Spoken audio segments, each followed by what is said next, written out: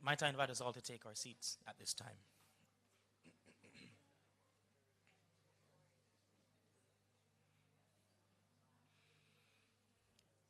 And even as you've just taken your seat, it's an opportunity for you to take a breather, because I'm going to invite you to stand once again for the singing of the national anthem of Jamaica.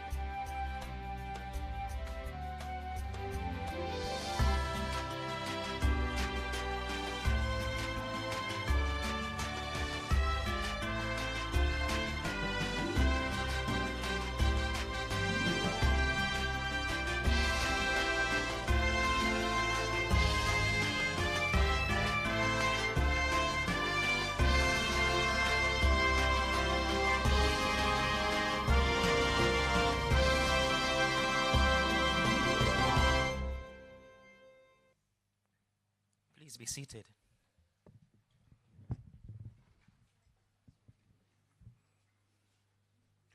Good morning. Recognizing the impact of multiple shocks and hazards that many vulnerable in Jamaica face underpins the need to continuously review and enhance the social protection system. The social protection system in Jamaica offers an important entry point for addressing poverty, chronic vulnerability, and risks, ensuring mechanisms are in place to flexibly respond to the varied needs to prevent long-term undesirable outcomes. Effective social protection is one of Jamaica's national outcomes under Vision 2030 Jamaica and the SDGs, empowering citizens to achieve their fullest potential and providing substantial coverage of the poor and vulnerable. Today's closing event of the SDG Joint Program represents a moment in time to reflect on the contributions of key stakeholders, to appreciate the broad support in advancing Jamaica's social protection development agenda, and to encourage us all to sustain the achievements realized within the past 27 months. This project is made possible through the collaborative work between the United Nations in Jamaica and the government of Jamaica, with the support of the international donor community. We recognize and welcome the presence of the Honorable Pearnel Charles Jr., Minister of Labor and Social Security, the Honorable Dr. Norman Dunn, Minister of State in the Ministry of Labor and Social Security, Dennis Zulu, United Nations Resident Coordinator, Her Excellency Marianne Van Steen, Ambassador, Delegation of the European Union to Jamaica, members of the Diplomatic Corps, Lisa Kerbiel, Head of Secretariat for the Joint SDG Fund, Olga Izaza, Representative for UNICEF, Isiwa Iyehen, Deputy Representative, United Nations Women Multi-Country Office Caribbean, Dana Sakati, Head of Satellite Office for Jamaica, the World Food Program, Caribbean Multi-Country Office, Audrey Dear Williams, Chief Technical Director in the Ministry of Labor and Social Security and the co-chair of the Project Oversight Steering Committee, representatives from government ministries, departments, and agencies, colleagues from the World Bank and other international development partners, including UN agencies, ladies and gentlemen, members of the media. I said it earlier, but I think the response is going to be different this time around. Good morning to you. My name is Andre Miller, and I have the distinct privilege and honor of guiding us through this morning's closing event. Now, the hope is that we will be as precise and brief as possible, because the real work happens when we're at our desks. And so this moment is for us to pause, to reflect, to thank, and appreciate. With more than 20 years of experience in international development, the private sector and academia, Mr. Dennis Zulu has served as director of the International Labour Organization, ILO's Decent Work Team in the Caribbean. In his own words, at this time, he now has the esteemed honor of coordinating the United Nations team in Jamaica as a resident coordinator. Please welcome the UNRC as he extends his official greeting and receives us all. Dennis.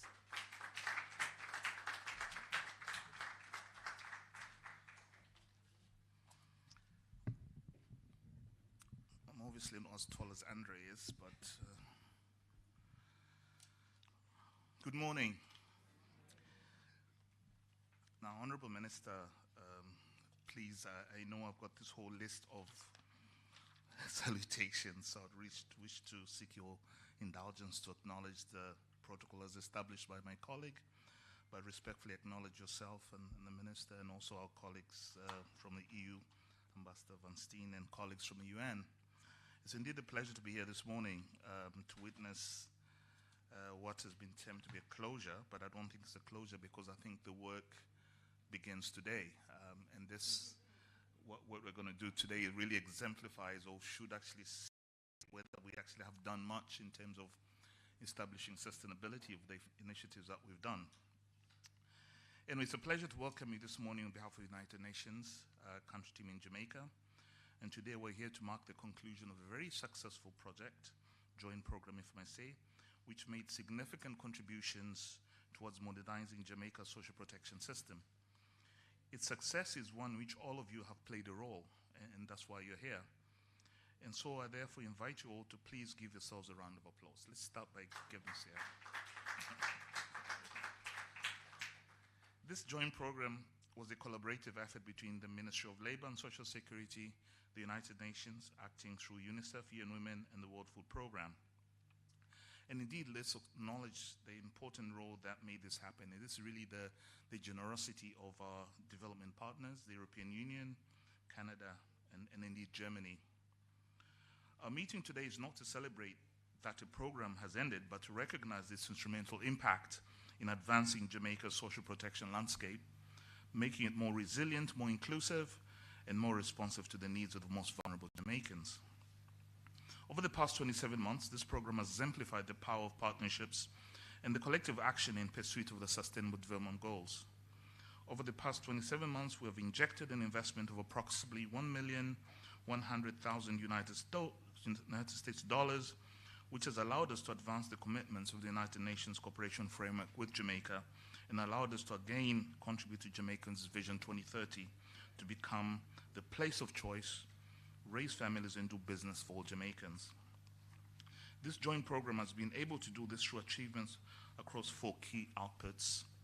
The first output is enhancement of payment processes within Jamaica's social protection system, ensuring efficiency, effectiveness, and safety with a focus on accessibility. The second has been strengthening institutional capacity for evidence-based emergency expansion of social protection programs, enabling faster responses to acute social, economic, and environmental impacts. Thirdly, increased coverage and coordination through the integration of information systems within the social protection system. And fourth and lastly, the advancement of gender equality by conducting a gender gaps analysis on policy and legislative frameworks aimed at closing existing gaps and improving responsiveness. This was done under the guidance of Dedicated Oversight Steering Committee.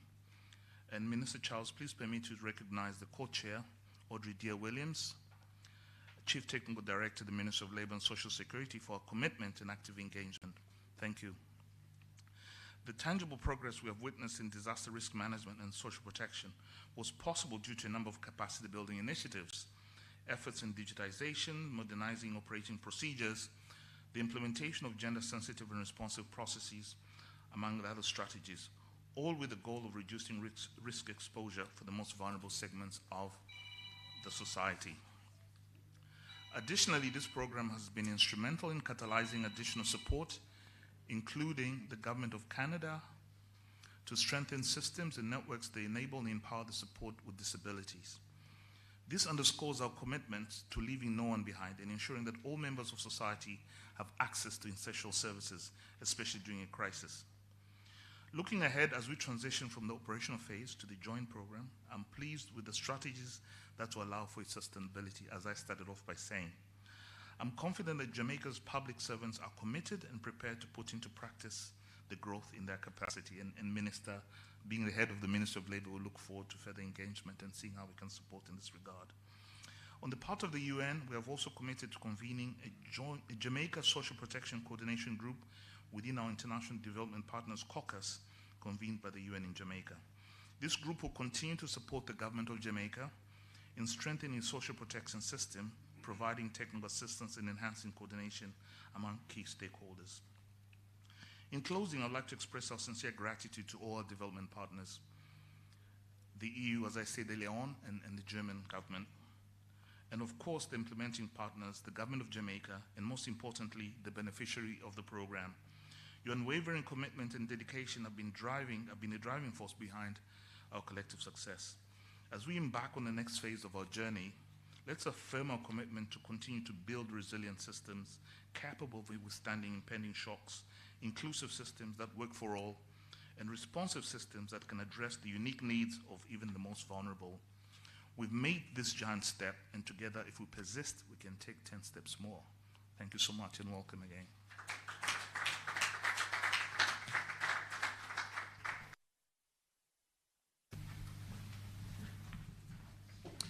Thank you very much, RC. Our next speaker is no stranger to the Americas, having completed a highly successful 4-year term as EU ambassador to Ecuador and boasting over 25 years in diplomacy and international development with the European Union. Representing the voice of the community of donors, please welcome Her Excellency Marianne Van Steen.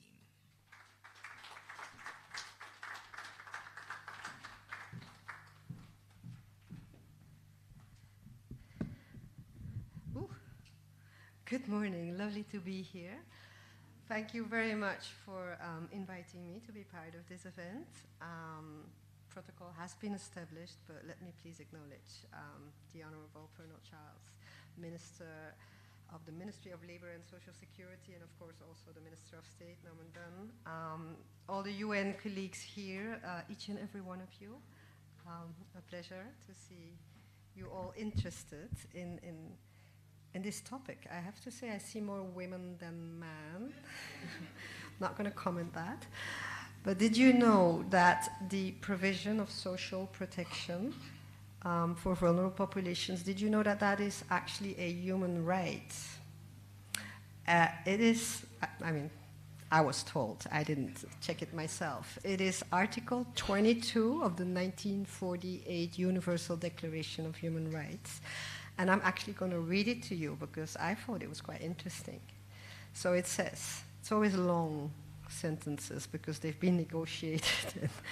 But it says that everyone, as a member of society, has the right to social security and is entitled to the realization through national effort and international cooperation and in accordance with the organization and resources of each state of the economic, social, and cultural rights indispensable for his dignity and the free development of his personality. I was quite impressed when I read that. Within the European Union, I think I can say that social security, or call it social protection, is quite well embedded in, I think, all of our member states.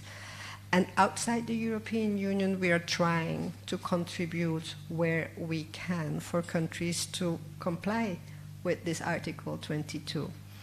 I think from the European Union point of view, not only the EU, but also member states, I think we can safely say that we are the biggest donors in terms of ODA that goes to social protection. I'm quite proud about that because it's extremely important. So yeah, that's a bit of an introduction to say that during COVID and those difficult days, that sometimes it is quite striking that we seem to have forgotten. but they happened. And when we start thinking back, we said, like, wow, do you remember? Those were difficult times. And at that point in time, the European Union decided to join this joint Sustainable Development Goal Fund, together with other international financial institutions, and of course with the United Nations. And under that umbrella, under that fund, many support programs in many countries have seen the light, and I was actually really happy to find out that one of those programs was here, was decided to be implemented here in Jamaica. That was in 2022. You may remember that that was in the middle of COVID, where many countries, many people were really suffering, and in terms of providing social protection and social security, that was quite overwhelming for many governments. So it was decided that a support program was going to be set up here in Jamaica to support the system, and in the hope that that could empower the most vulnerable people in Jamaica, guaranteeing their rights and prevent discrimination, all in view of a more inclusive, equitable, and prosperous society, actually to implement Article 22 of the Declaration.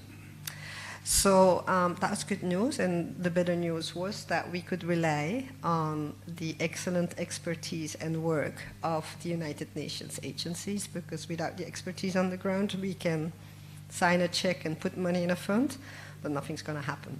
So we're very grateful to have seen that UNICEF, the World Food Programme, and UN Women, am I correct? Okay, has really worked together to do a number of things which I'm not going to mention here, because I think the resident coordinator already made a list, and I'm sure this is going to come back mentioned here by the people who really got involved. But yes, thank you to the UN, like always. Very important that we can continue to work together. However, you cannot just have the UN either. You need a counterpart. So even if multilateral partnership and expertise and hard work is really important, at the heart of this transformative program was your ministry, Minister. And we were very grateful for the leadership that has been given to it by the government of Jamaica. So at this point in time, I join you at the conclusion of this 27 months program. And as I'm not going to mention all the results or achievements, let me just say that what is particularly encouraging for us when we see these programs being implemented is the progress that was made in terms of improving efficiency, effectiveness, and coordination between the different agencies. Very often when we implement, or we don't implement, but when we see programs that are being implemented for us, the focus is on coordination, because I think you'll all agree that within the context of a multiplicity of needs, there is no room, there are no funds for duplication. So that is one of the highlights I wanted to stress, and I'm going to conclude now, and I'm speaking on behalf of the European Union. I can say that I'm very proud and very pleased. I'm proud that we could contribute financially, and I'm very pleased to see the results, and we very much hope that the actions of this program will have a lasting impact. As you said, it shouldn't be the end, it should be the beginning. Thank you so much to each and every one of you.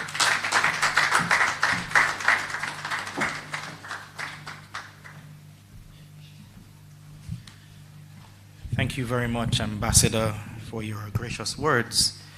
Even as the Ambassador mentioned implementation, might you permit me to pause to recognize members of the Oversight Steering Committee who are present here today.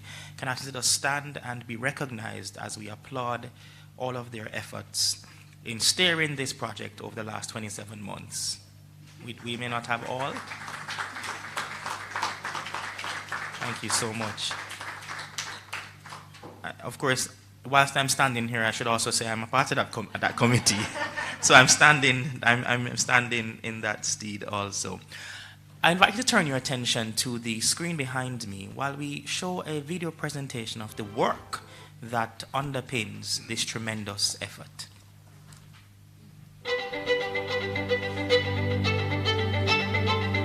Our ultimate goal is to ensure that the UN country teams align more flexibly to specific SDG needs and priorities with results that leave no one behind. The new fund created by the UN Secretary General with the UN Development System reform to work as one by introducing innovative approaches towards the Sustainable Development Goals. There's a much greater commitment to joint programs, and the SDG Pool Fund has allowed us the possibility of working together differently to maximize our impact as a collective UN to transform the social protection system. The first joint program on developing a system of community-based social services, targeting the people at risk of being behind it. Focus on these groups which are being excluded, strengthening the coordination with civil society, with advocacy group of Afro-descendant people, indigenous people, women's groups, children's and young people, but also migrants and refugees. The world cannot achieve the SDGs without a fundamental shift in the international financial system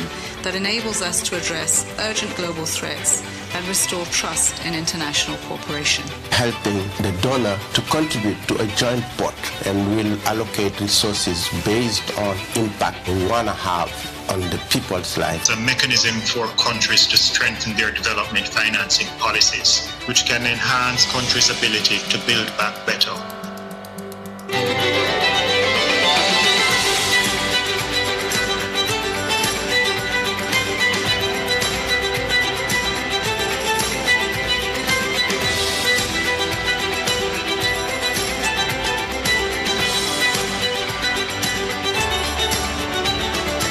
It gives a sense of direction to have that vision for the world we want.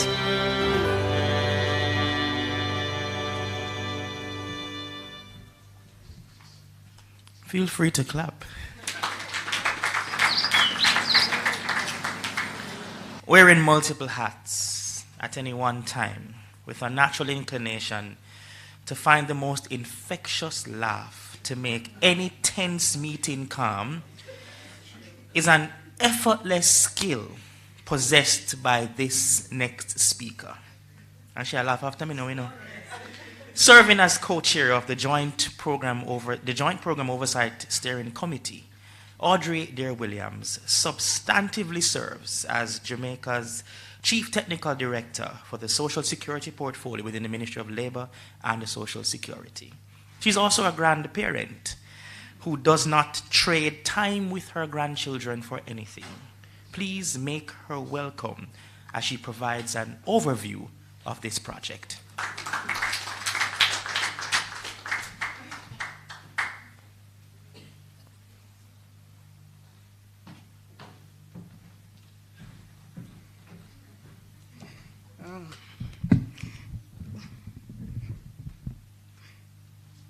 Thank you for that, Mr. Moderator, and for taking my secrets out public. Yes, so again, please allow me to acknowledge our moderator, Mr. Andre Miller, Social Policy Specialist with UNICEF, our ministers, Honorable Pearnel Charles Jr., Minister of Labor and Social Security, Honorable Norman Dunn, Minister of State in the Ministry of Labor and Social Security, Mr. Dennis Zulu, United Nations Resident Coordinator, Her Excellency Marianne Van Steen, Ambassador, Delegation of the European Union to Jamaica, members of the Diplomatic Corps, Ms. Lisa Kerbel, Head of Secretariat Joint SDG Fund, Olga Izaza, representative of UNICEF, Ishua Ayaen, I practiced it all night, Ishua, Deputy Representative UN Women Multi-Country Office, Caribbean. And I must say it's very interesting because for 27 months we've been talking to Ishua and she has never seen us in person. Dana Saketi, Head of Satellite Office Jamaica, World Food Program, Caribbean Multi-Country Office, representatives of government ministries, departments and agencies, other persons from the World Bank and other international development partners, ladies and gentlemen, members of the media, good morning. And I'm not going to share my laugh just yet.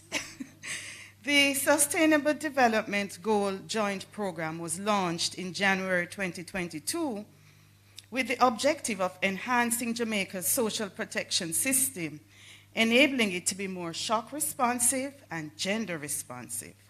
The experience of the COVID-19 pandemic would have brought this need into sharper focus. With this lofty goal and funding of US $1.1 million, both local participants, the PIOJ and the MLSS, and international partners, UNICEF, World Food Program, and UN Women, established the following 4 main key outputs.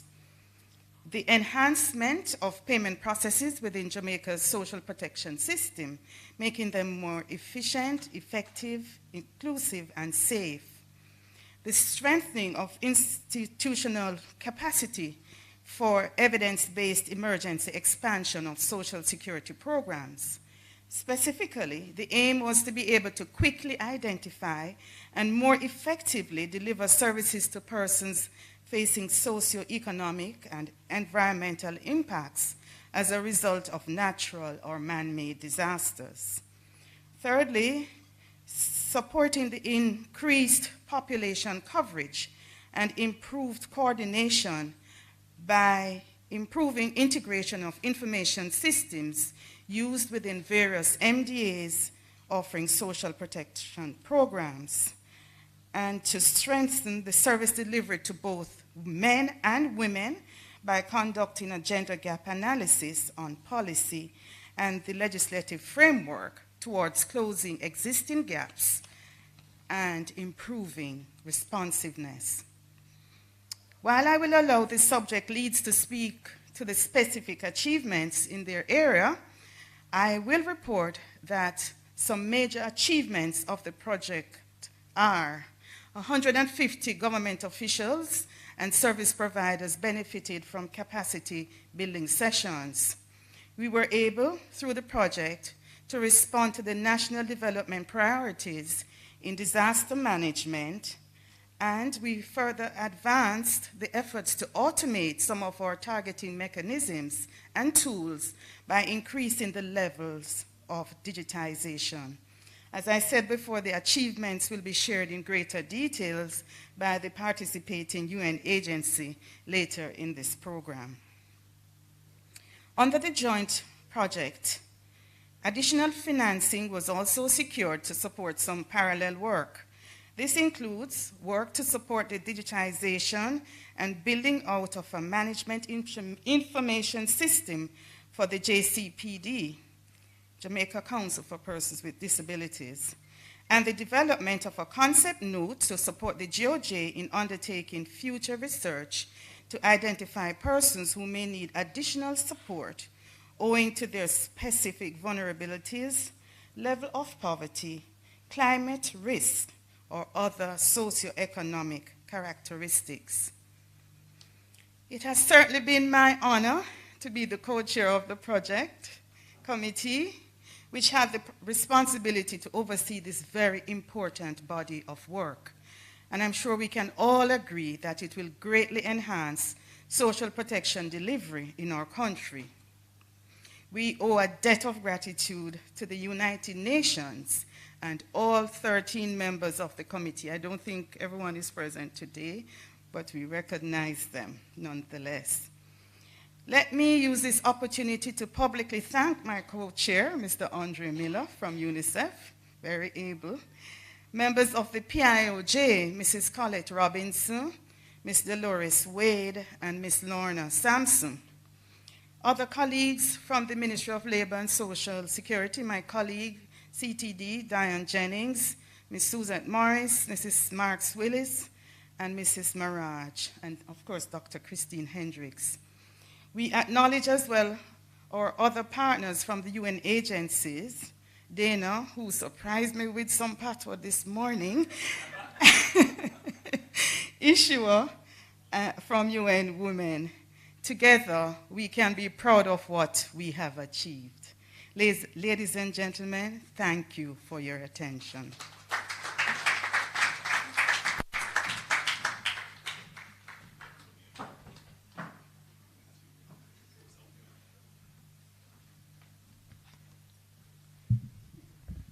Did you see the laugh, or did you see the smile and hear the laugh?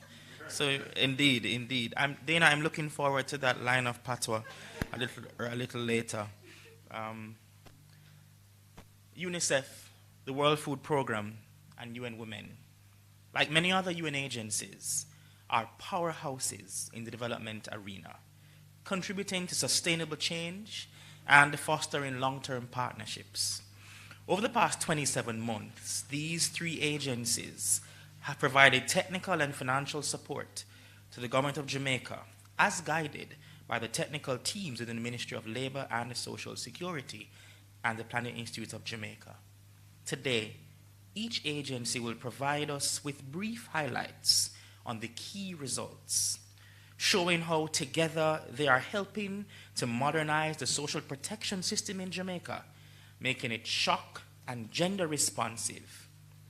In this order, we will have the Deputy Representative of the UN Women's Multi-Country Office, Ms. Isua Iyahen, the Head of Jamaica's Satellite Office for the World Food Programme, Dana Sakati, and UNICEF's Country Representative, Olga Isasa. I should note that Isua is a part of the online community, and we have several persons online, and as such she will be beaming from her office, not internal to Jamaica. So please welcome at this time Isua Iyahen.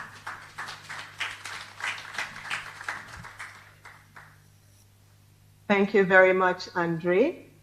Are you hearing me?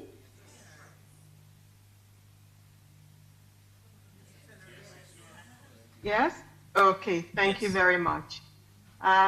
All protocols having been observed, I still would like to recognize the Honorable Pearnel Charles Jr., Minister of Labor and Social Security, the Honorable Dr. Norman Dunn, Minister of State in the Ministry of Labor and Social Security, Mr. Dennis Zulu, UN Resident Coordinator, Her Excellency Marianne Van Steen, Ambassador Delegation of the European Union to Jamaica. Thank you very much for allowing us the opportunity to share with you today the collective impact of the UN system and how we have served to contribute jointly through this joint program to contribute to advancing the social protection system in Jamaica. UN Women, as a participating UN organization in this joint program, was privileged to broaden the knowledge base on gender and the social protection system. And you will be seeing a PowerPoint presentation that I will deliver very soon, just summarizing very quickly. I know I don't have a lot of time to show you where the highlights of this support that we have provided. The agency's analysis confirmed that while Jamaica has made significant progress, the areas in which improvements are most needed from a gender perspective in terms of the social protection system are in supporting women who are working in the informal employment and those who are unemployed. Now I'll be very happy to share with you the highlights of another piece of analytical work that we did, which encompasses an assessment from a gender perspective of the PATH program. So once the presentation is on the screen, I'll proceed. Thank you very much.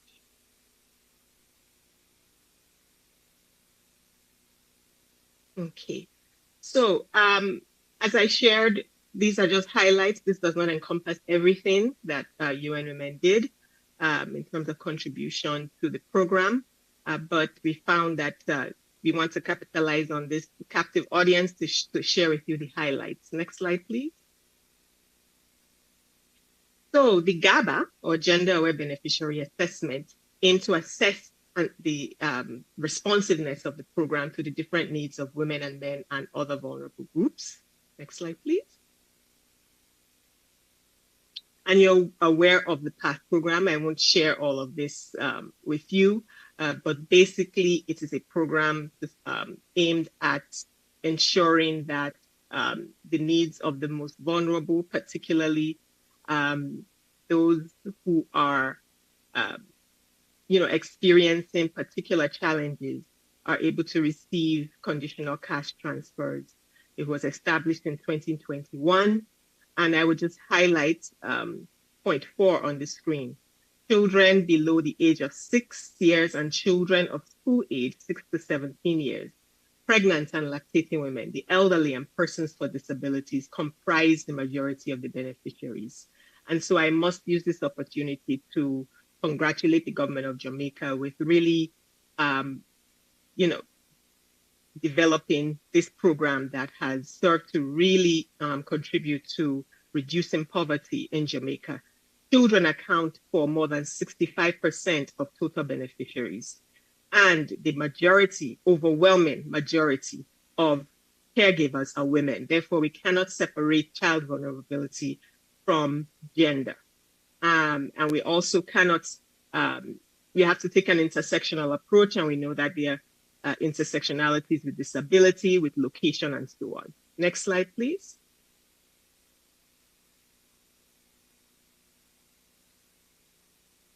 So there was a mix of qualitative and quantitative. There were focus groups done, and we wanted to assess the voices of the beneficiaries and other stakeholders in really giving us insight into this program. So here are some key findings. Next slide, please.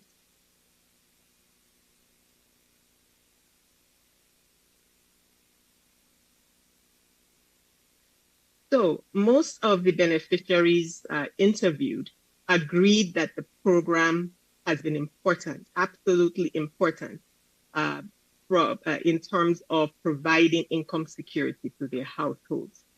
But the most contribution noted was in the area of food security. And again, this is quite impactful. And I think in this forum, we have to recognize the contribution that Jamaica has made to ensuring food security for the population. And the PATH has been indispensable in that regard. And this is reconfirmed through this research. The positive impact that the PATH has had on school attendance and healthcare services is also noted. Next slide, please. So most participants believe that both boys and girls should receive the same amount. This was an assessment done from a gender perspective. And this is important to highlight because in the past, there were differences in the amount based on sex, and that is no longer the case. Elderly persons receive larger cash amounts than adults, and there is no difference in the amount that persons with disabilities received compared to abled adults. So that is an area for more concern because we know the increased vulnerabilities that persons with disabilities experience. There also is a need for more provisions for cash disbursement at collection points for the elderly and persons with disabilities. Next slide, please. In terms of compliance with the program, it is a conditional cash transfer program, so the beneficiaries are required to meet certain conditions, as the name implies, in order to stay on the program. What I would like to highlight is that while there's relatively high compliance with these conditions, the household members, beneficiaries, did confirm that they are experiencing difficulties with complying with the program requirements. And the main challenge was the money they have to spend, the additional money they have to spend on lunch and transportation to healthcare services, to taking their children to school, which are requirements for staying on the program. Now, when you take into account that the majority of beneficiaries are children of school age and the majority of caregivers are women, then this is a finding from a gender perspective that we have to take into account. That while they are complying, there is this challenge in terms of the additional expenditure that they have to make in order to stay on the program. Next slide, please.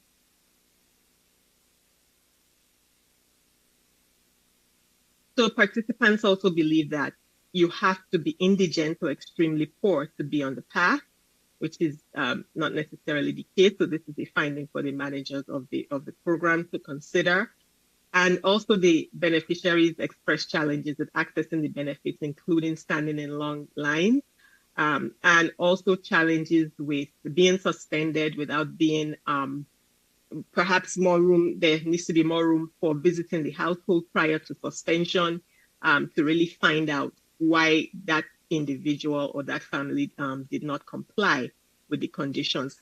I want to underscore again that most beneficiaries do comply. So this is basically feedback from the beneficiaries, the majority of whom are women, that perhaps there is room for more investigation for those who are suspended. So the children, feedback in terms of the children's experiences, they experience challenges with school lunches. There's a need perhaps to improve the quality of school lunches, and also with feelings of discrimination and bullying in that regard. So that's something to look at as well. Next slide, please. And we're coming swiftly to the end. So 73% of the male representatives agreed that the past grants were too small, and about 70% of women, so almost the same, while they appreciate, of course, the assistance.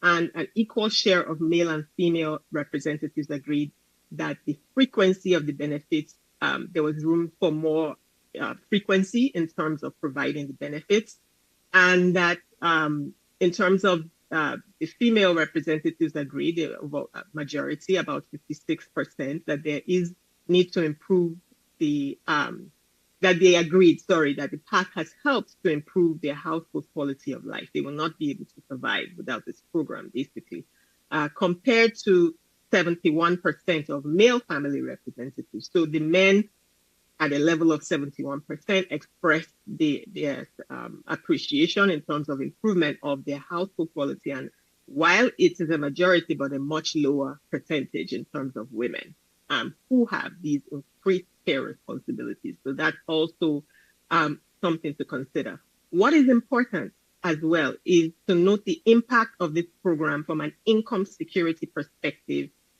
and the protection that provides from intimate partner violence. 7.5% of the family representatives stated that being on the path had allowed them to leave an abusive relationship. While the path was not created to address intimate partner violence, this is important. And I again want to underscore the necessity of income security interventions in preventing and responding to intimate partner violence. And the path is making a contribution in that regard. Next slide, please. So in terms of gender responsiveness, the path is there's a recommendation to adopt more gender-aware planning. For example, separate arrangements for vulnerable groups, including pregnant women, lactating women in those lines, elderly people, perhaps to have separate lines to access cash transfers. Participants suggested that the path should consider the needs of applicants rather than their living conditions. And here is a quote from one of them. Sometimes you would have received a gift or had a stove or fridge handed down to you by a family member or friend, but that does not mean that you're not in need. That should not be the only criteria for getting on the program. Next slide, please. So I mentioned a quick win could be something like the lines, right? Separate lines or collection days for persons with disabilities, pregnant women, and the elderly. There is a need for integrating in the training of the officers of the path and the MLSS on communicating to persons with disabilities, and of course their intersectionalities with gender in that regard. And also the recommendation is that there's a need to use more social media to target key populations and so on. Next slide, please. And this is where you will see recommendations from a gender perspective. And I will end here that the path can become more gender responsive in implementing mechanisms that support women in childcare. I would remind you of the finding in terms of the conditionalities and the increased expenditures that they would have to make to meet the conditions. That's an example of the fact that beneficiaries of the program who are responsible for caring for the children, who comprise the majority of beneficiaries, do need that support in order to be able to balance their care needs with meeting the conditions of the program and staying on the program and eventually leaving the program, hopefully. So the GABA revealed that overall the PATH program remains gender neutral. So that is something that UN Women stands ready as part of the UN family to continue working with the government on. And it is important for the PATH and social protection programs to recognize that intersectionality, as I mentioned, between gender and disability, between gender and location, gender and age, and understanding that all these varying degrees of vulnerability and differences of women and men, and that these differences must be recognized. We all want to achieve equality and gender equality, but we are not all the same. And so we have to apply an equity lens in terms of our policy and service delivery framework to close those inequality and gender inequality gaps. Thank you very much for allowing me the opportunity to share these highlights. And again, UN Women stands ready to continue collaborating with the rest of the UN system in jointly supporting the development goals of Jamaica. Thank you very much.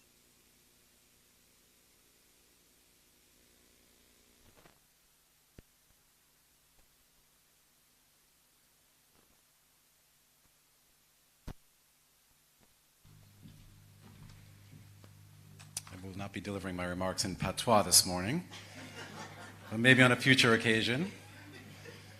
Protocol having been established, I would still like to recognize the presence of Honorable Pearnel Charles, Minister of Labor and Social Security, Honorable Dr. Norman Dunn, Minister of State in the Ministry of Labor and Social Security, Honorable Madam Ambassador, members of the UN community, friends and colleagues, and my colleagues within the government of Jamaica. Good morning. Very much a pleasure to be here with you today. Within the World Food Program, we stand united in our commitment to addressing the pressing challenges faced by vulnerable populations worldwide. Today, I have the privilege to share with you the achievements of our joint program that aim to positively impact the lives of the most vulnerable in Jamaica. As we take note of the excellent collaboration with the Ministry of Labor and Social Security and the Planning Institute of Jamaica and our UN partners under this program, we must first recall why we undertake this important work. Here in Jamaica, and in countries across the world, social protection systems serve as a lifeline for the most vulnerable individuals and families. They provide a safety net during times of crisis, ensuring that no one is left behind. However, in many small island developing state contexts, existing systems have yet to reach their full potential and are at times ill-equipped to handle the onslaught of shocks. These challenges are never more apparent than in times of crisis, be they a pandemic, as we saw during COVID-19, a hurricane, an earthquake, or even a major rain event, such as those that have affected Jamaica in recent years. Under this joint program, and across our organization's broader work in social protection in the Caribbean, WFP's contribution to the government of Jamaica focuses on tailored, strategic interventions that support the modernization of the social protection system, while enabling it to be more responsive to shocks. Through this JP, WFP and the MLSS engaged in a range of efforts to enhance and strengthen capacities with focus on institutional arrangements, targeting mechanisms, data and information systems, and delivery mechanisms. Key areas of work completed under the project included efforts to modernize and digitize payments for social assistance. We worked very closely with a wide range of actors spanning government, financial institutions, payment providers, micro, small, and medium-sized enterprises, advocacy groups, and most importantly, beneficiaries themselves, through a broad research initiative that surveyed the ecosystem for digital payments on the demand side for beneficiaries and on the supply side for mobile providers, payment providers, banks, and retailers. This work culminated in supporting the government with a clear sense and a direction of travel that can guide future innovation in this critical area of service delivery. As we conducted this important research, we paid close attention to the unique gender dynamics present in Jamaica and factored in the wider efforts around digital financial inclusion, which are so relevant to this work in social protection. From WFP, and I speak for UNICEF as well, we particularly enjoyed this component within the joint program, as we were able to interact directly with a number of beneficiaries across multiple parishes. And I think nothing sharpens the work of those that are engaged in social protection quite like getting out of the office and meeting people face to face on their terms and in their environment. We noted that many of those that we met in such interactions were greatly appreciative of the chance to share their experiences, often remarking, "It's nice to be listened to." I think this is a key reminder to all of us of the importance of putting the user at the center of our work in social protection. WFP further provided technical assistance on digitalization of key processes related to data collection and visualization, all of which can empower decision makers with tools to improve service delivery and access to data. By moving from paper-based to digital tools and processes, the ministry can speed its responsiveness to evolving and emerging needs among the most vulnerable, cognizant that assistance is most meaningful if it's provided shortly after a hazard or shock has rendered its impact. WFP further sought to build capacities among social protection and disaster risk management professionals through knowledge exchange and training. We had a very fruitful training session on shock responsive social protection with staff from both the Office of Disaster Preparedness and Emergency Management and the MLSS, offering a space for learning on best practices in program design, targeting, service delivery, and institutional arrangements, while offering knowledge exchange between both disciplines. We rounded out our intervention by concluding with the first stages of a program to test new payment modalities, chiefly focused on digital payments for social assistance programs, by engaging with a range of beneficiaries across 3 parishes, utilizing digital tools for registration, and providing the ministry with a list of most vulnerable persons that could be targeted for a follow-on pilot initiative, one that we look forward to. As we conclude our program, we want to recognize the excellent partnership that we enjoyed with the Resident Coordinator's Office, UN Women, and UNICEF, which capably served as lead UN agency on the project. I particularly want to recognize the work of Andre Miller, who shepherded the project through his expertise in social protection and his deft hand in diplomacy. I further want to recognize the critical support provided by the SDG Joint Program and the donors and government partners to the project, chiefly among them the European Union, the governments of Canada, and Germany. We appreciate the fund and its donors' commitment to the work that WFP is doing to support SIDS such as Jamaica to change lives while promoting resilience across the Caribbean. Finally, WFP wants to thank and recognize our strong and continued collaboration with the government of Jamaica, in particular with the MLSS and PIOJ. We fully recognize the vast amount of work that both MLSS and PIOJ take on in designing and implementing programs that make a difference in the lives of vulnerable people across Jamaica. While the joint program has concluded, WFP reaffirms its commitment to support the government of Jamaica to further the modernization agenda through continued technical assistance and support. And given its catalytic nature, the joint program offered WFP and partner agencies with an excellent foundation on which to ground future opportunities to further strengthen systems for social protection in Jamaica. Thank you.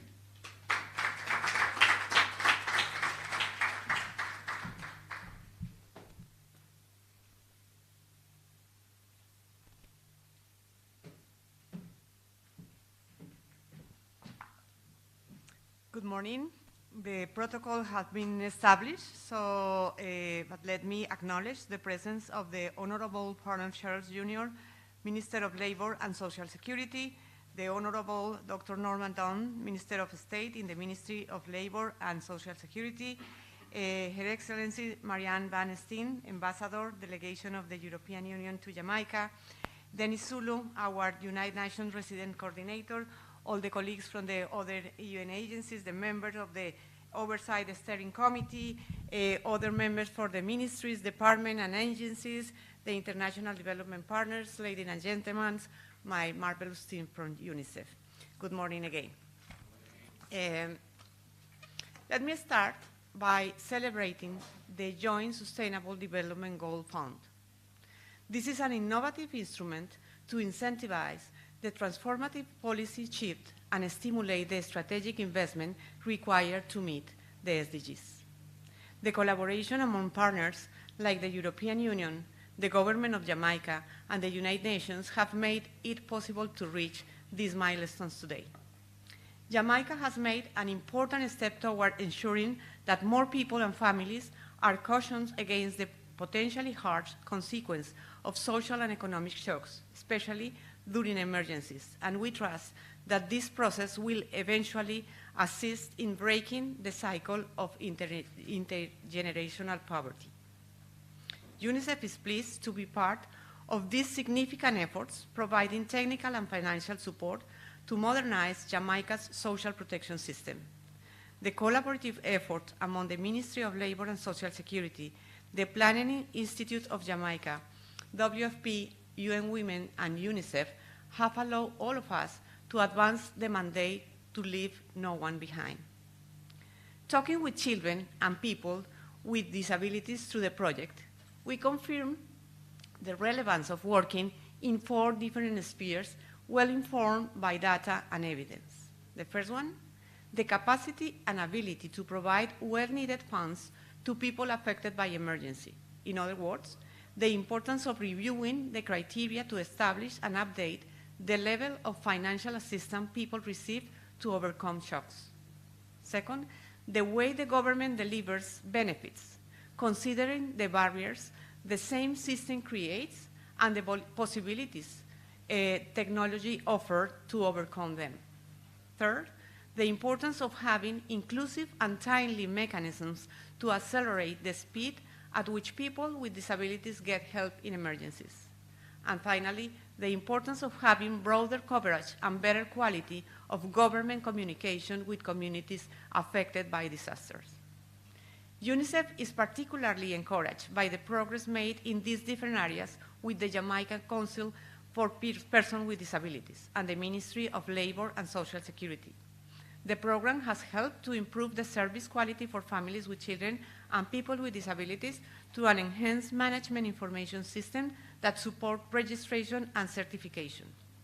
The program has also advanced the integrated beneficiary registry and the social registry, which ensure database interoperability across social programs. This initiative minimizes fragmentation, reduce inclusion and exclusion errors, and strengthen the national strategy for disaster risk reduction.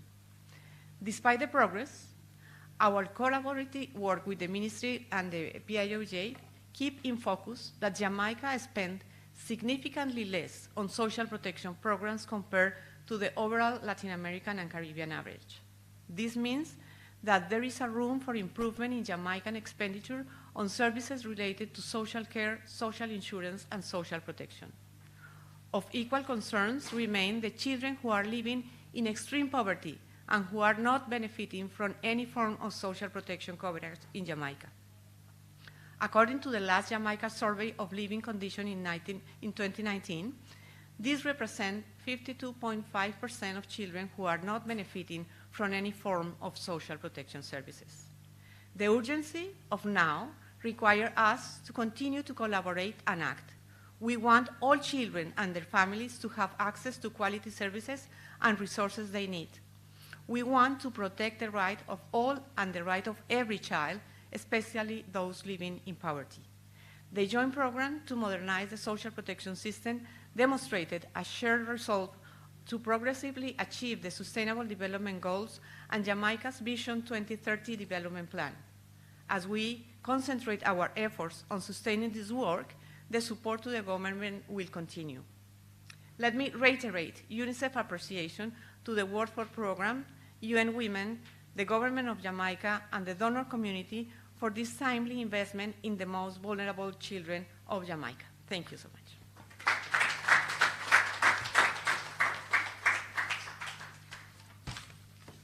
The Joint SDG Fund is committed to strengthening resilience and ending the vulnerabilities of small island developing states. The multiplicity of socioeconomic and environmental vulnerabilities, in addition to the shocks caused by the COVID-19 pandemic, have been detrimental to the island nations, but SIDS are resilient.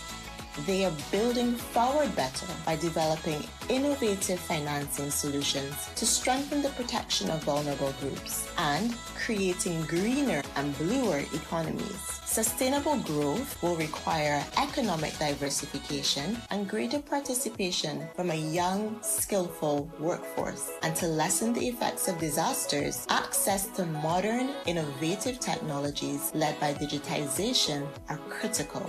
For economic growth and food production, healthy oceans are vital for the well-being of coastal communities by improving livelihood sectors of fisheries and ecotourism.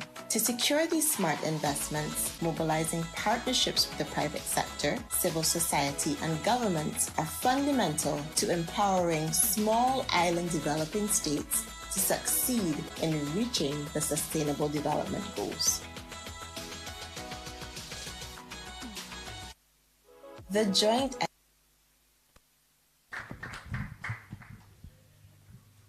Thank you very much. I was really looking forward to Dana saying big up Jamaica, but we understand. Colleagues, as we press along, the responsibility to lead a flagship development fund at the UN, which has capitalized US $275 million to accelerate SDG achievement in the global south, is an extraordinary opportunity. Small and developing states face a shared set of geographical, environmental, economic, and social challenges, frequently exposed to natural hazards and disasters. The road to transformation for developing states like Jamaica is facilitated through the hard-working team at the Joint SDG Fund Secretariat, headed by Ms. Lisa Kerbiel. Let's welcome her as she extends greetings. We turn to the screen as we listen to Lisa. Thank you so much. It's such an honor to be here, and I'm so regretful that I'm not with you in person. Dear Honorable Mr. Pearnel Charles Jr., Minister of Labor and Social Security, dear Audrey Dear Williams, Chief Technical Director, Ministry of Labor and Social Security, all protocols observed, my dear colleague, Resident Coordinator Dennis Zulu, excellencies across our beloved donor community, esteemed colleagues and partners, good morning. It is such a pleasure to join you today, sadly via internet, to mark the culmination of this joint program.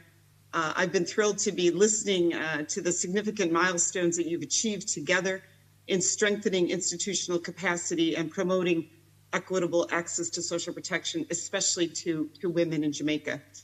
First of all, I'd like to sincerely congratulate the government of Jamaica, especially the Ministry of Labor and Social Security, for this partnership through this joint program. And please be assured that we stand ready to continue our support in any way we can to sustain this critical work. We also, and I am thrilled to commend the UN country team for their role in bringing together the agencies to deliver this joint support and facilitate the impact of this program. I believe the interventions of UN Women, WFP, and UNICEF that immediately preceded me exemplify the precise intent of the member states of the General Assembly who created this fund 4 years ago. Colleagues, the Joint SDG Fund is never meant to support business as usual, and it's not meant for a disjointed and disconnected UN country team. It's meant to push the limits of how we can really reach those that are really at risk of being left behind by working together. And I think women in the informal sector, young people and children are primary examples of this, and really want to acknowledge how this is a new way of doing business, and I think it's the only way for the kinds of impact that we need. We welcome the contributions made to strengthen Jamaica's social protection system. It's more inclusive, it's more comprehensive, and it's impacting lives through the improvement of this social assistance delivery. And I'd like to focus in on data management, because your program has brought together all different systems that enable reaching out to the people who need the assistance and ensure that they improved access and, of course, the quality of the programs that they eventually are beneficiaries of. The research, the funding, digitalization, all of these different pieces are at the forefront of how you're transforming this social protection system to reduce inequalities, to make sure no one is left behind. It's critically exciting to look at the integrated management information system and how, as we move together into this more and more digitized world, data interoperability that allows for more efficient, effective, and safe payment modalities. We know that if someone doesn't get that payment, we have someone that's at risk of not having dinner tonight, and we know how quickly that impacts the entire family. I'm thrilled to repeat that this system has allowed the improvements of cash transfers to 17,842 vulnerable people previously excluded from social assistance. And of course, this financial inclusion and income support is converging. And that's very exciting as well. We're thrilled with the efforts of the Joint Program Oversight Committee that established a standing social protection coordination group. This is the relevant UN agencies, funds, and programs, of course, esteemed government representatives, and other critical partners that make up this group, which is supporting government priorities to strengthen social protection systems, and of course, ideally providing the high-quality technical assistance to help improve efficiency, effectiveness, and coordination. We also, as the video began to just show, we want to reiterate our commitment to supporting small island developing states.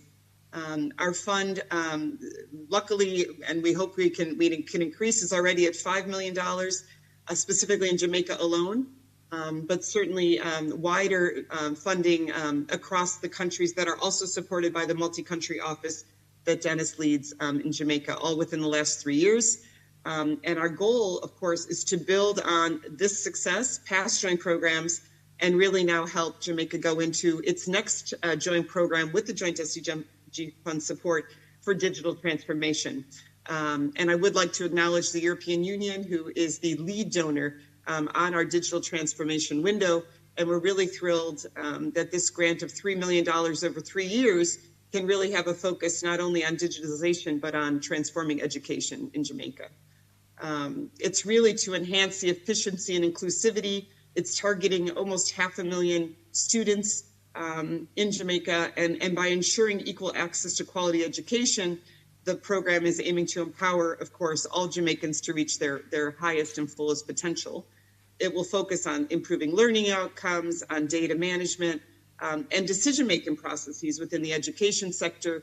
And it will also integrate food systems and social protection so that we have a holistic view of not only the students, but also the educational system that supports them. We are thrilled to have Jamaica as part of this cohort that is one of the first, and we know it will be showcased already at the Summit of the Future, just a few months away here in New York, where the Global Digital Compact will, of course, be demanding more and more focus from all of us as we go forward.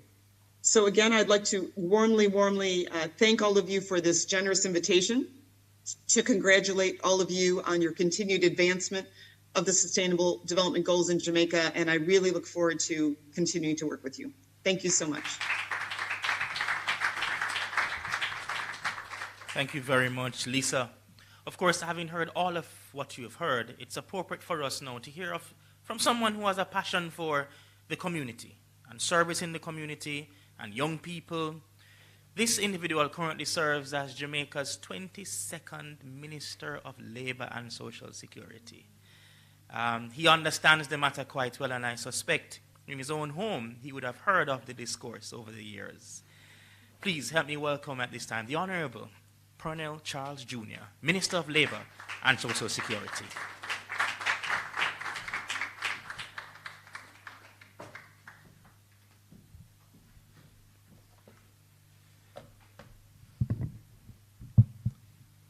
Permit me to firstly acknowledge Mr. Miller.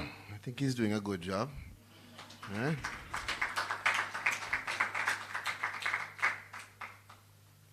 So if anything happens, you have an option. Of course, I'm always pleased to have with me my excellent Minister of State, Dr. the Honorable Norman Dunn. I, of course, am glad that I'm here this morning with all of the representatives from the UN and the EU, I must tell you, I'm one of the first persons that Her Excellency, our EU ambassador, met with when she came to Jamaica. So I take a lot of pride in saying that I've been one of the persons that gave her a warm welcome. And I must say, you're looking lovely in your Jamaican gold there. Of course, I want to acknowledge the raft of persons who are here as stakeholders. Definitely important. Dennis, our resident coordinator, we're going to be working together on a lot of issues. Just talking back and forth a while ago, Mr. Dana Seketi, who we have met and we're to meet again. We're to have some further discussions around these issues. Of course, the importance of the video that we saw showing us that together we can actually make it is reflected here. I'm just sitting down watching everyone presenting, just the dynamic raft of us that are in this room, thinking about 1945 when the United Nations was being started. And in my estimation, this is what they then would have wanted and projected and anticipated for the UN, which was at that time trying to simply stop the world from blowing up itself. But of course, developed into much more around corporations, beyond stopping war to just coordination around peace and security and economic issues. And so it's so important to see that with me is, of course, my wonderful CTD, Audrey Dare Williams, who I learned now why I don't see her at some meetings. I'm joking. That's a joke. Everybody was like, she's gonna get it. No, that's a joke. And of course, permit me to also acknowledge CTD Jennings, who is here as well, and other members from the Ministry of Labour and Social Security, including Ms. Suzette Morris and Ms. Shepherd, and several of us who are here. And we are here joined by our good friends. I don't want to destroy her name, Ishua Ayahen. And the work that she represented to us a while ago is so critical, because if you watch the news, I'm hoping that you're aware that we're doing a review of the program that she speaks of. And so the information and all of the outcomes are going to be so critical in terms of assisting us to define what the new modality will be. Not to mention our UNICEF representative, Olga Iseza, and of course I have to acknowledge Head of Secretariat for the Joint SDG Fund, Lisa Kerbiel, and all of the other friends who are here. If I've left out your name, it's not a matter of you not being distinguished. We are all distinguished in this room because we have a shared goal. A shared goal. And I heard you speaking about the disabled community. The head of my JCPD is here as well, Dr. Hendricks. So we have so much that we should be doing, are doing, will be doing. And I must tell you, I've had the blessing of serving in several ministries. And there's one constant, the EU support. Can I tell you? Maybe it's the ministries that I'm in. Because, serving in climate change and in environment and I must tell you there's been a consistent support from the EU and consistently a very significant major donor support to issues that matter. Issues that matter. So let me start off by just simply saying thank you to all of the stakeholders. I am encouraged. I'm encouraged whenever I see us coming together around the issues that are going to really impact those in our country who I believe deserve our focus the most. And if anything, modernizing the social protection system in Jamaica is going to have an impact on at-risk youth that I was speaking about yesterday with USAID. It will have an impact on our disabled community. It will have an impact on our senior citizens. It will have an impact on those families that are struggling, some who don't want you to know they're struggling, but they are struggling. And it's going to give us an opportunity to really create the environment where we can truly not just talk about, but achieve an inclusive and equitable society. And I must tell you, the government has made significant strides towards it in terms of our macroeconomic stability and in terms of the efforts in lowest unemployment, stability in terms of our economy, being recognized internationally as one of the countries that have gone through a pandemic and exited on the better side. And sometimes we take it for granted, but we should not. Jamaica has made some significant strides in the last decade. And on top of that, if we are going to continue to go further, we have to then start to have this hyper-focus, not just a side issue, but a hyper-focus on the social protection systems, lifting up, giving support to those who, because of their circumstances, have not had an opportunity to be all they can be. And the real worth of our system will be when, despite the circumstances, persons are able to be all they can be. The goal of the Sustainable Development Goals Joint Program was clear. You heard our Chief Technical Director say it. We have been moving towards having an adaptive, a responsive, and an inclusive system. And since the launch 2 years ago, the Jamaica government has been committed to the SDGs. And we've been doing so with tangible and unwavering underpinning by a steadfast dedication to building a better future for all of our people.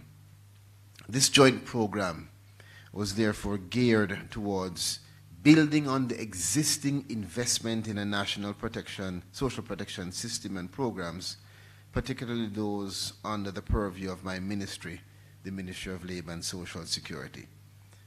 Through the invaluable support of our partners, including UNICEF, including the World Food Programme, UN Women, and the diligent efforts of our partners in government, the ministry has embarked on a transformative path to modernizing our social protection system. And you're going to hear a lot, I would say, in the next year.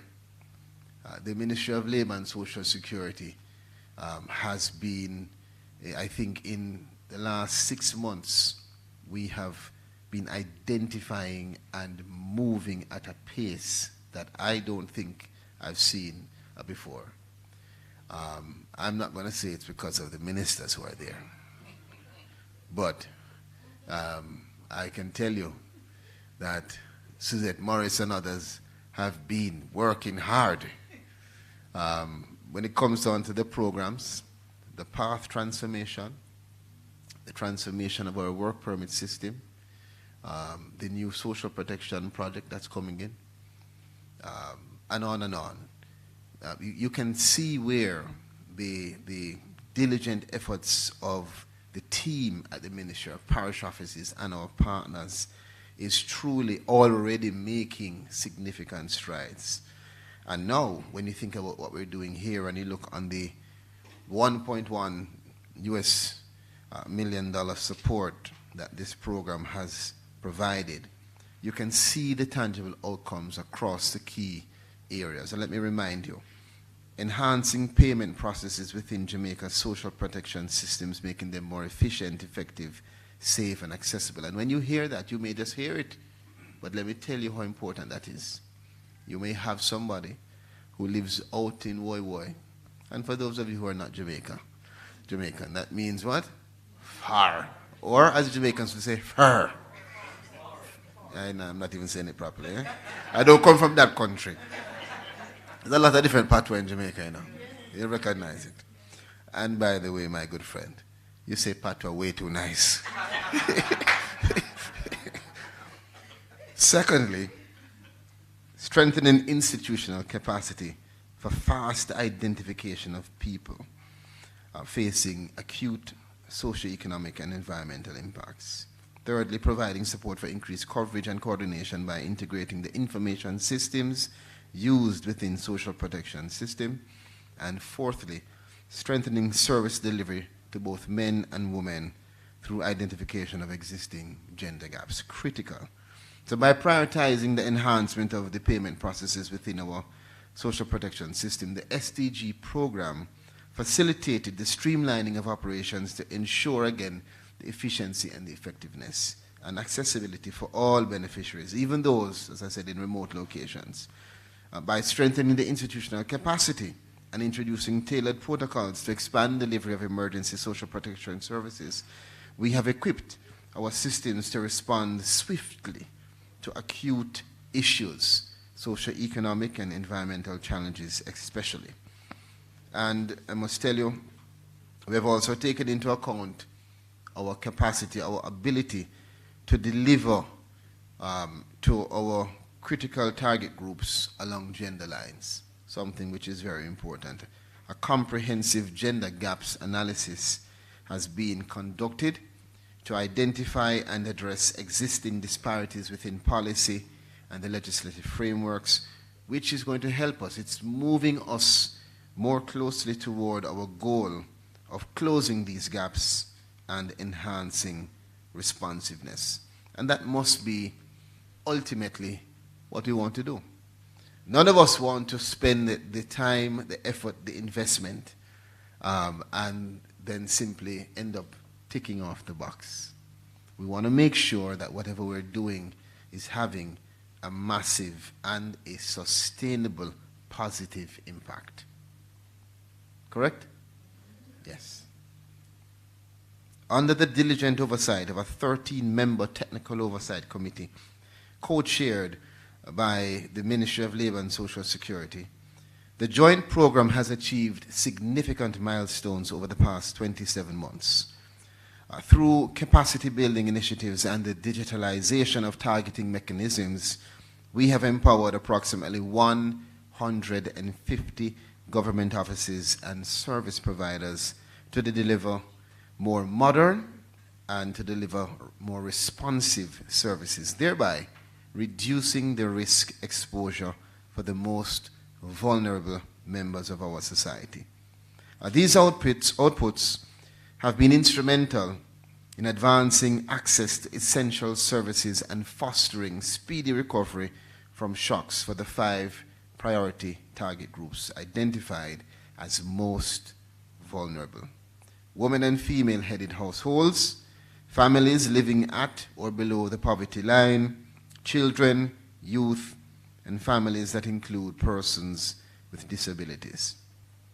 In addition to delivering solidly on its planned objectives, the SDG joint program has served as a catalyst for securing additional financing and support for parallel initiatives. Notably, the Government of Canada has committed to providing technical and financial assistance over the next 12 months to enhance the management information system for the Jamaica Council for the Persons with Disabilities.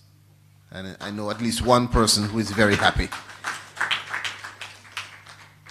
This critical support will enhance the ability of our systems and also accelerate the efforts to bridge the gap in access to social protection services for persons with disabilities. And I can tell you, I can speak on behalf of Dr. Dunn and myself, because he focuses on that area. Serving as ministers in this ministry has enlightened us.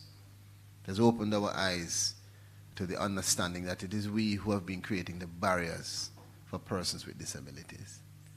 We often have been looking on the issue from the wrong perspective.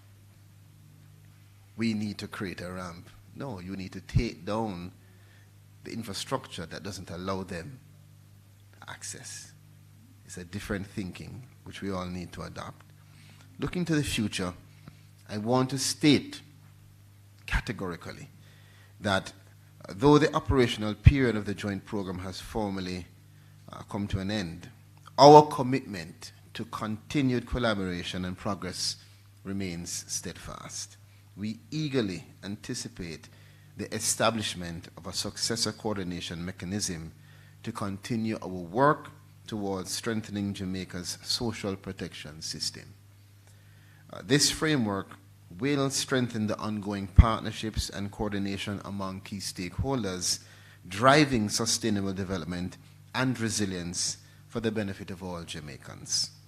So, as I close, as we reflect on the achievements and the impacts of the joint SDG fund program, let us reaffirm our collective commitment to building a better, a stronger Jamaica, a more inclusive Jamaica, where truly no one is left behind. Whenever I speak, I try to make sure persons know we can't just use these catchphrases. It must mean more than just a bunch of nice sounding words. If we leave persons behind, we will be the victims of their circumstances. If we do not create the equitable, inclusive society that we are speaking about, we will have to bound ourselves in high walls and bars, and we will not be able to enjoy the Jamaica that we have. There are some countries where the culture and the history has permitted for there to be a natural cohesion towards equitable society. For us, we have to work on it. We have to be purposeful, deliberate with our thoughts and with our actions. That's why I must tell you, we have called this ministry the People's Ministry. And it is truly a blessing for all of us as ministers, chief technical directors, to serve here. Every one of my team members believe in this beyond just a paycheck. And this program, as it is conceived, Sir Miller, is truly a representation of the partnership that's going to help us to achieve these goals. So there's a clear purpose. We must work together to extend that helping hand to those who often go unnoticed, to those whose voices are often unheard, and to those people who, sometimes their cries for help go unanswered. That's what we are here to do. And your presence here today is certainly a testament to our shared dedication to rectifying this injustice. Dennis, you have a big task ahead of you. We all do. But I believe that together, we're not only going to seek to address the symptoms of poverty and vulnerability, but we are going to work towards tackling the systemic social issues that are at the root causes, striving for us to have lasting and sustainable change that will uplift the most marginalized members of our society. We can do it. Look around you. Just look around, listen to all of the voices, think about what the intention was when the bodies that are represented here were started. We are getting it done. But we have to press gas and we have to remain focused. Thank you. One love.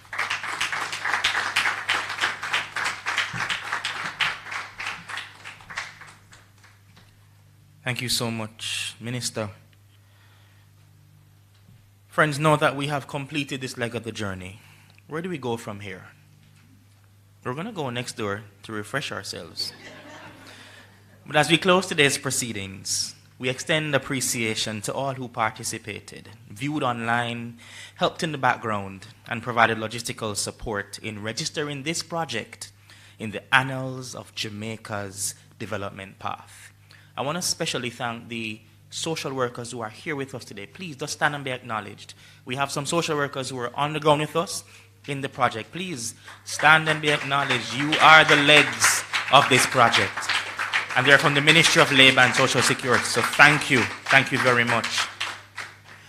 We also want to thank our interpreters. The minister spoke about inclusion. And of course, we want to ensure that even as we're interpreting this ceremony today, that we had the caption on screen, we are showcasing to the country what inclusion means. And we want to thank our interpreters for their presence today. I also want to extend today's Administrative Professionals Day. I want to big up, and she don't like this, but I have to say it. Where's Wendy? Wendy is an excellent source of support. She's not even in here the way she's supporting us. But she has been tremendously supporting this project over the last 2 years, giving time, energy, and whatever else. I don't know how she finds it, but she finds the energy to do it. I want to also especially big up, Dana, that's the word I want you to, big up. The RC's office, Jermaine and Maxalia, for your support in this project. Thank you so much. Friends, we've come to the end, and here is my final comment. For the days of our years are 70, and by reason of strength, they be 80 years. Let us do all we can to give everyone a chance to live out their full lives. I'm Andre Miller, and it was my pleasure to take us through today's proceedings. Thank you.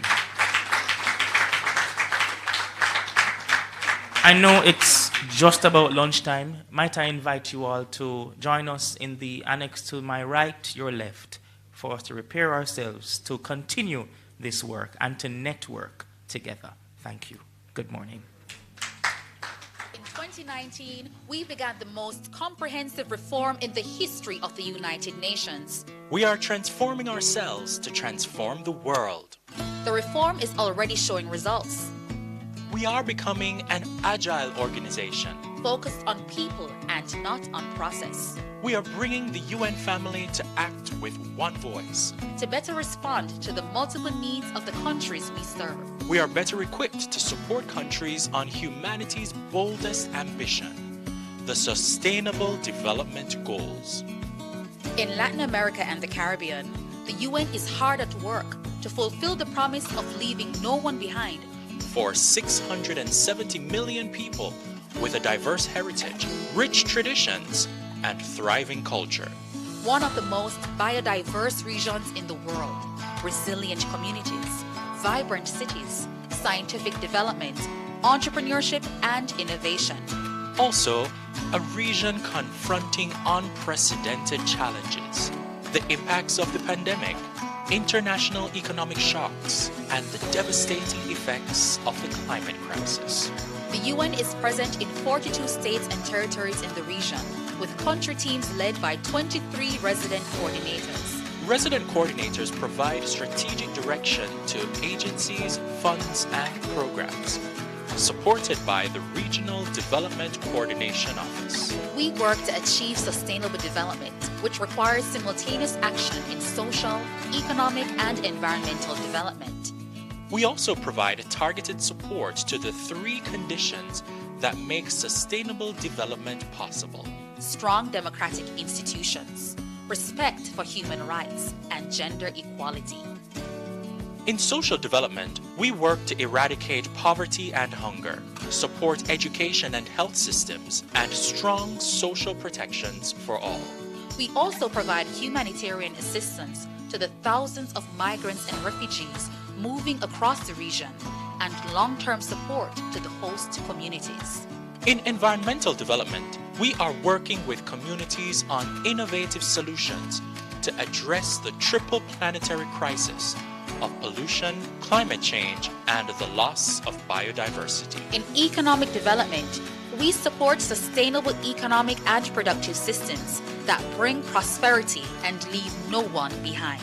We work with international financial institutions and the private sector to generate innovative, sustainable development solutions. To enable these transformations, we work on the 3 enablers that facilitate achieving sustainable development. We work with local actors to strengthen democratic institutions, promote the rule of law, and increase transparency. We promote human rights protections through legislation and policies aligned with international human rights standards. We are committed to eliminating gender-based violence and discrimination. We are driven by the common vision of the 2030 Agenda. We believe it is possible to achieve a more equal, inclusive, resilient, and peaceful societies and a healthy and sustainable planet. Learn more about the UN's work in Latin America and the Caribbean on our website.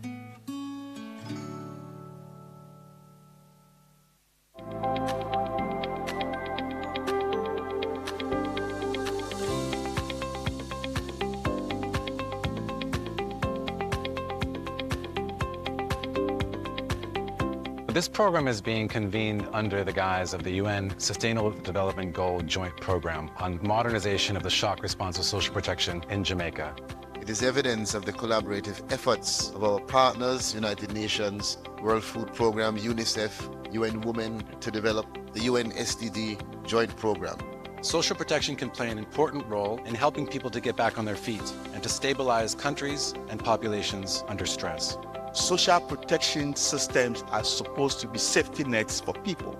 We need to be able to weave ourselves into mechanisms that would help us to be able to respond effectively and adequately. Usually when you have training, you have a challenge to somewhat link it to your national context. But for this training, we were able to look at it from the Jamaican perspective to see how we are doing where shock response is concerned. Jamaica's development priorities are governed by the fact that this is a small island developing state. Average people are faced with flooding, they're faced with fires, increasingly with drought, hurricanes, sudden onset emergencies, climate change. Climate change is real, and the impact on our planet, on our country, is real. As the planet warms, natural disasters will increase in both frequency and severity. We regularly experience our share of human-induced hazards, making the Caribbean the second most disaster-prone region in the world. Our people, they're vulnerable. They live in rural areas, for argument's sake. And during COVID, we're given some cash incentives, some assistance. It was a challenge for them to get this. We deal with elderly people. Sometimes our hands are tied as to how to assist them. So with increased payment locations, especially in deep rural areas, it will be something that can help us. Key takeaway is the need for collaboration among the different agencies, and in particular, agency responsible for disaster risk management and the agency responsible for social protection. One of the key things for me that I learned is this whole parametric insurance for persons affected by disasters. That is one of the key things for me to share with my social workers and my team, that they can better inform these persons who have been affected.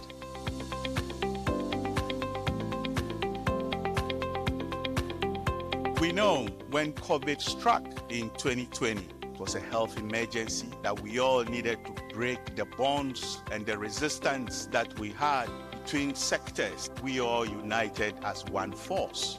We need to sustain that. The work begins now, not only as we partner to mobilize or modernize rather social protection systems, but also as Minister implored us to knowledge share within Jamaica and for Jamaica's implementation of this project to potentially be a best practice approach for other countries to follow. We hope that trainings like this really equip the professionals that would respond with the skills that they need. This training is critically important to bring together those that are practitioners in social protection and disaster risk management. because these are the frontline professionals that are going to be brought to bear in the event that a large-scale response is required.